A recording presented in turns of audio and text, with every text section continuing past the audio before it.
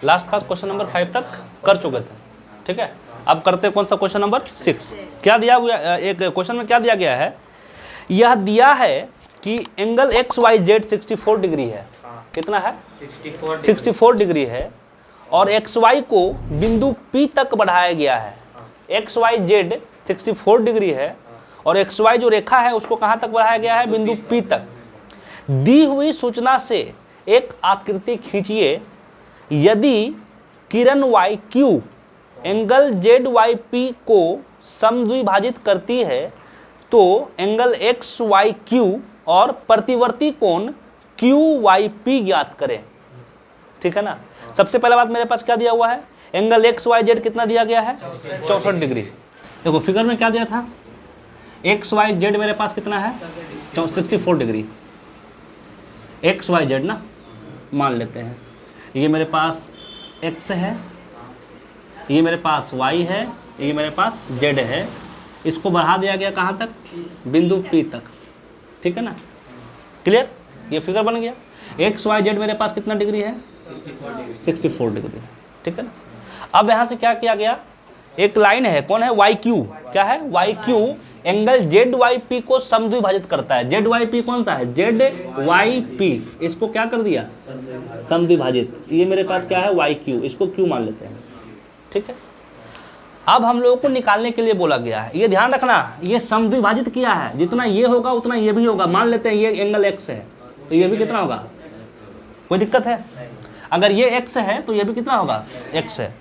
और बताओ आगे निकालना क्या है? Angle X Y Q. क्या निकालना है? एक्स वाई क्यू को निकालना है और दूसरा प्रतिवर्ती निकालना है। प्रतिवर्ती एंगल क्यू वाई पी, ये दोनों निकालना है। ठीक है ना। मेरे पास क्या दिया हुआ है कि एंगल एक्स वाई जेड वो कितना दिया गया है? 64 डिग्री दिया गया है। और दूसरा बात दिया गया है कि मेरे पास जो वाई क्यू है इन दोनों कोण को क्या करता है? समद्विभाजित करता है। मतलब जितना ये होगा उतना ये भी होगा। मतलब हम लोग बोल सकते हैं कि एंगल क्यू वाई पी बराबर होगा क्यू वाई जेड का। क्यू वाई और उसको हम लोग क्या मान चुके हैं?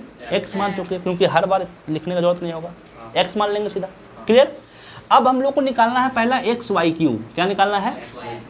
देखो तो X Y Q, X Y Q मतलब ये पूरा हो जाएगा, ये पूरा हो जाएगा। 64 और एक्स को क्या करना होगा? जोड़ना होगा। जोड़ना होगा ना, होगा ना। तो जब तक x मालूम नहीं होगा क्या काम हो सकता है? नहीं हो सकता है। तो पहले हम लोग क्या प्रयास करते हैं? x को निकालने का। किसको निकालने का? इन तीनों को मिला दिया जाए, 180 डिग्री होगा ना। चूंकि हम लोग ये बोल सकते हैं angle Q Y P plus Q Y Z plus और एक ना Z Y X. Z Y X कितना डिग्री का होगा? 180 डिग्री का। क्लियर ना? क्यों? तो सीधी रेखा, एक सीधी रेखा कितना डिग्री का होता है? कोई दिक्कत नहीं है। क्यू वाई पी क्या मान लिया हमने उसको? एक्स। ये भी मेरे पास क्या है? एक्स है। और ये मेरे पास दिया गया था 64। कितना दिया गया था? Is equal to 100 X X plus 64 बराबर 100। एक्स निकालना है ना, तो पहले क्या कर लो, 64 को इधर ले आओ, कर दो माइनस। कितना आ जाएगा? 116। 116 डिग्री हो गया। तो x का मान कितना हो जाएगा? 116/2। मतलब x का मान कितना? 58 डिग्री। x का वैल्यू कितना आ गया? 58। अब देखो x आ गया, मतलब ये भी हो गया और ये भी हो गया कन्फर्म। अब निकालो जो निकालने बोला गया हम लोग को, एंगल एक्स वाई क्यू। क्या बोला? Angle X Y Q. इस वो जो होगा 64 प्लस एक्स होगा, और 64 एक्स का वैल्यू अभी अभी निकालना है कितना? 58 डिग्री। जोड़ दो, 8 और 4 12, 6 5 11 और 1 12। कितना डिग्री आ जाएगा? 122 डिग्री होगा ना। और दूसरा एंगल कौन सा निकालना है हम लोगों को? प्रतिवर्ती निकालना है क्यू वाई पी का। पहले देखो क्यू वाई पी कहाँ गया, क्यू वाई पी ये तो मालूम है हम लोगों को, एक्स है और एक्स का मान कितना है 58 है, लेकिन हम लोग को उसका क्या निकालना है प्रतिवर्ती। क्या है एंगल क्यू वाई पी, वो भी मेरे पास कितना होगा 58 डिग्री होगा, लेकिन हमको क्या निकालना है इसका प्रतिवर्ती निकालने के लिए कहा गया है। तो क्यू वाई पी जो होगा उसको 360 से क्या करते हैं माइनस करते हैं, कितना हो जाएगा 302 डिग्री। बोलो कोई दिक्कत है? ठीक है, बस एक बार लेके चलना था, इन तीनों को मिला देंगे तो 180 डिग्री, x निकल जाएगा इस जगह से, और x निकल गया तो एक बार एंगल एक्स वाई क्यू निकालने बोला था और एक बार क्यू वाई पी का प्रतिवर्ती बोला गया था। तो प्रतिवर्ती का मतलब क्या होता है, जिसका भी प्रतिवर्ती बोला जाए तो उसको 360 से माइनस कर दो, क्योंकि प्रतिवर्ती कोण का डेफिनेशन ही है 180 से ज़्यादा और 360 से कम। तो कभी भी किसी का प्रतिवर्ती बोला जाए ना तो 360 से क्या कर देना माइनस कर देना, उतार लो इसको। ठीक है, कोई दिक्कत आता है? तो 6.1 कंप्लीट हो गया हम लोग का। अब 6.2 के लिए थोड़ा सा बात कर लेते हैं। इसमें दो तरह का चीज़ का बात करना है, समांतर रेखा, तिर्यक रेखा। ठीक है ना, किसके बारे में बात करना? तिर्यक रेखा के बारे में बताए थे हम 5वां चैप्टर में ना, उसका जो 5वां अभिधारणा था, है ना। हाँ, कि जब दो रेखाएं को, कोई भी दो रेखा है, कम से कम दो रेखा होना चाहिए, दो रेखा को कोई तीसरा रेखा प्रतिच्छेद कर दे, दोनों को, जब कोई रेखा दो रेखा को या दो से ज़्यादा रेखा को प्रतिच्छेद करे तो उस रेखा को तिर्यक रेखा बोलेंगे। तो इसमें तिर्यक रेखा कौन सा हो जाएगा, ये वाला होगा। मान लो ये L है, ये M है, ये N है, तो N क्या हो गया तिर्यक रेखा हो गया। क्लियर ना? अच्छा, तो इसमें क्या है, कुछ कोण बनता है, देखो हर जगह कोण बना हुआ होगा, 1 है, 2 है, 3 मान लेते हैं, 4 मानते हैं, 5, 6, 7, 8। ठीक है ना। इसमें इस कोण का जितना दिया गया ना, सबका कुछ ना कुछ नाम है, सबका कुछ ना कुछ नाम है। इसमें पहला आता है संगत कोण। क्या होता है? संगत कोण। अभी ध्यान रखना, ये जो रेखा था L और M समांतर नहीं है, समांतर नहीं है। ठीक है, संगत कोण बोलते किसको है पहले वो सुन लो। संगत कोण बोलते किसको है? एक एंगल अंदर का लो, बाहर का लोगे तो एक क्या लेना, अंदर का लेना। एंगल 1 और एंगल 5, एंगल 1 एंड एंगल 5 क्या है, संगत कोण है। अब बराबर है या नहीं अभी नहीं पता, क्योंकि समांतर नहीं बोले है ना, तो अभी बराबर है या नहीं है नहीं पता, लेकिन इसको, इस कोण को क्या बोलेंगे हम लोग, संगत कोण बोलेंगे। उस कोण का नाम क्या होगा, संगत कोण। और संगत कोण में कौन सा आ जाएगा, 4 के साथ कौन आएगा, 8 आएगा। एंगल 4 और एंगल 8 कौन सा कोण होगा, संगत कोण होगा। और भी ले सकते हैं, एंगल 2 के साथ में क्या आने वाला है, 6। एंगल 2 और एंगल 6 कौन सा कोण होगा, संगत कोण होगा। और कौन सा आएगा, 3 के साथ क्या आएगा, यहाँ पे एंगल 7 आएगा। तो ये सभी का सभी कौन सा कोण हो गया, संगत कोण हो गया। क्या हो गया, संगत कोण। ये पहला तरह का बात हो गया ना, 1 और 8 नहीं होगा, दोनों बाहर का नहीं लेना है। ठीक है ना, एक बाहर तो एक तरफ का अंदर लेना है। क्लियर ना। तो ये तुम्हारा कौन सा कोण हो गया, संगत कोण। अब बात करते हैं, दूसरा आता है अंतः एकांतर कोण। एकांतर कोण दो तरह का होता है, एक अंतः और एक बाह्य। ठीक है ना। एकांतर कोण, कौन सा कोण, एकांतर कोण, ये दो तरह का बटेगा। एक होगा अंतः एकांतर कोण, अंतः एकांतर कोण, और एक होगा बाह्य एकांतर कोण। क्लियर। एक हो गया अंतः एकांतर कोण और एक हो गया बाह्य एकांतर कोण। बता रहे हैं, अंतः का मतलब हो गया दोनों लाइन के अंदर के बीच का कोण। ठीक है ना। कैसे लेते वो देख लो पहले, अल्टरनेट, एक इधर का तो एक इधर का। ठीक है ना। इधर 4 के साथ कौन आने वाला है, 6। 4 के साथ 6। एंगल 4 एंड एंगल 6, और एंगल 3 और एंगल 5, एंगल 3 और एंगल 5, ये सभी का सभी कौन सा है, अंतः एकांतर कोण है। अंदर का कोण आया कि नहीं आया, तो उसको क्या बोलेंगे, अंतः एकांतर कोण। और दूसरा आता है बाह्य एकांतर कोण। कौन सा कोण आता है, बाह्य एकांतर कोण। बताओ कौन सा हो जाएगा, 2 के साथ 8 बाहर बाहर, और 1 के साथ, बोलो कोई तकलीफ है, हाँ। यहाँ तक आसान है और आगे भी आसान ही होगा, ठीक है ना। चैप्टर 1 तो बिल्कुल एक ही चीज पर टिका हुआ था, रैखिक युग्म और एक शीर्षाभिमुख कोण, ठीक है ना। और ये जो है जो 6.2 है, जो पहले सीखे वो तो रहेगा ही रहेगा, उसके अलावा जो अभी बता रहे हैं उस डाटा को ध्यान रखना। बिल्कुल इंटरलिंक्ड है सब, ठीक है ना। एक क्लियर नहीं होगा दूसरा में फिर डाउट होगा, अगर क्लियर रहेगा तो बहुत मजा आएगा करने में। संगत कोण, एकांतर कोण, तीसरा में आते हैं। एक शीर्षाभिमुख कोण का नाम सुने ही हो, एंगल 1 और एंगल 3 शीर्षाभिमुख कोण है, एंगल 2 और एंगल 4 शीर्षाभिमुख कोण है, एंगल 5 और एंगल 7, एंगल 6 और एंगल 8 क्या है, शीर्षाभिमुख कोण है। लिख दो, उसको भी बात कर लेते हैं। किसके बारे में, शीर्षाभिमुख कोण। ये तो आपस में क्या होते हैं, बराबर होते हैं, ठीक है ना।